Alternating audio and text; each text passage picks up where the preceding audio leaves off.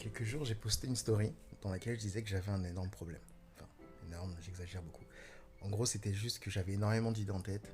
Et pour que ça puisse se concrétiser, il fallait que je passe par les réseaux sociaux pour parler un maximum de ce que je fais et de ce que j'ai envie de faire aussi pour la suite. Mais mon souci, c'est que je suis hyper perfectionniste, comme on peut le dire. Et je passe en moyenne 1 heure pour faire un post. Et encore pire quand c'est une vidéo. Du coup, j'ai demandé quelques conseils et certaines personnes bien avisées, très sympathiques, m'ont donné des conseils. Et j'avoue que ça m'a boosté. Pour le coup, je m'attendais pas à grand chose, mais je suis vraiment content et agréablement surpris de ce qui m'a été dit.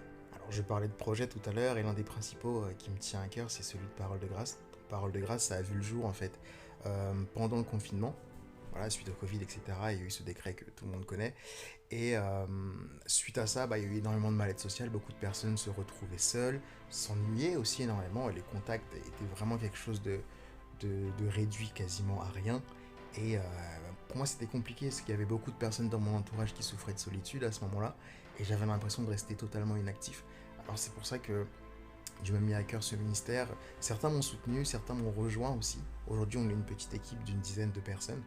Et donc, j'avais juste envie de remodeler un petit peu ce projet parce que je pense qu'aujourd'hui, il répond plus aux besoins actuels.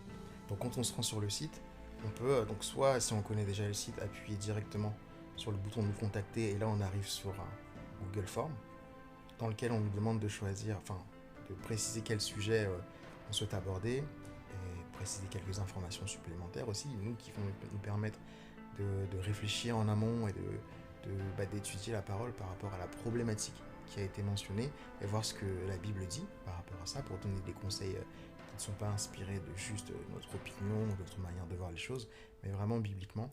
Et donc ensuite des coordonnées classiques, le prénom, le numéro de téléphone et l'adresse email pour pouvoir vous contacter. Du coup, si vous arrivez sur le site pour la première fois, je vous invite à regarder quand même le contenu pour comprendre comment ça se passe et ce qu'on fait, pour que vous puissiez mieux vous projeter. Là, c'est vraiment une petite description rapide. Mais comme vous pouvez le voir, là, c'est vrai qu'on parle beaucoup de séances d'écoute, mais on s'est rendu compte avec le recul que le fait de parler de séances d'écoute, ça a donné vraiment une notion presque clinique, médicale au ministère, alors que non, l'idée, c'est pas des séances de psychologie dans le sens où il faut avoir un trouble ou quoi que ce soit pour pouvoir nous contacter, mais c'est tout simplement une oreille attentive. Donc on va réfléchir aussi ensemble entre l'équipe, entre les membres de l'équipe, pour voir quel nom donner à tout ça. Parce que nous, ce qui nous intéresse, c'est vraiment ce dynamisme et les séances qu'on a pu avoir, en tout cas ces moments de partage, je pense que je vais appeler ça comme ça pour le moment, ces moments de partage qu'on a pu avoir, ils étaient hyper conviviaux et très vite on est sorti du cadre très, très, je vais pas dire strict, mais en tout cas très formel. Et voilà, on se parlait vraiment comme des amis, alors qu'en fait, on se connaissait vraiment pas. On partageait notre vécu, on partageait notre compréhension de la parole de Dieu.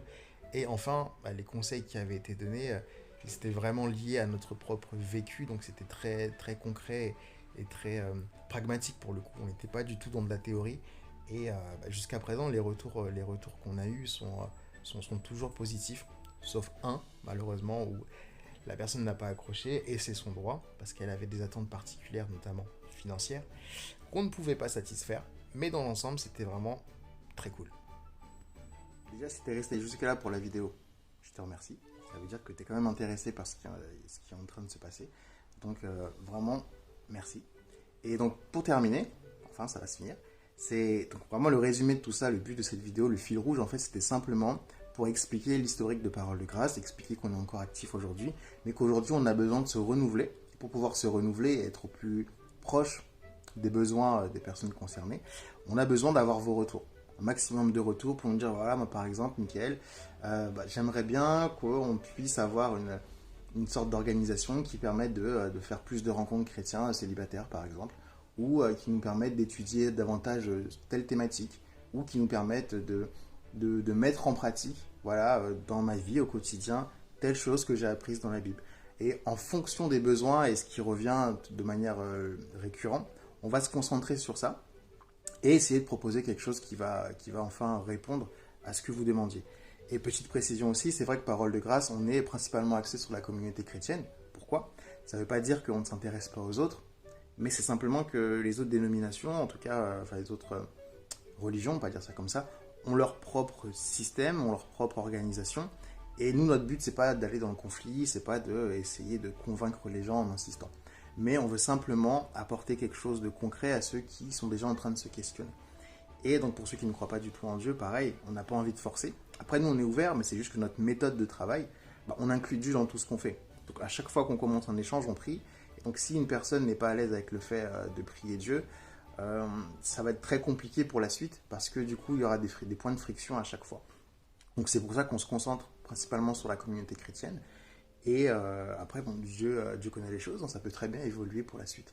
Mais en tout cas, ce qu'il faut retenir, c'est qu'à l'instant T, on a besoin des retours de tous les chrétiens pour comprendre quels sont vos besoins et savoir ce que vous voulez voir de créer dans la communauté pour que vous puissiez vous sentir à l'aise et grandir aussi dans votre foi et dans votre spiritualité. Donc, merci pour votre écoute et j'espère à bientôt. Bye. Petit oubli de ma part, partagez un maximum cette vidéo aussi s'il vous plaît, vous vous rendez pas compte à quel point ça peut avoir un grand impact.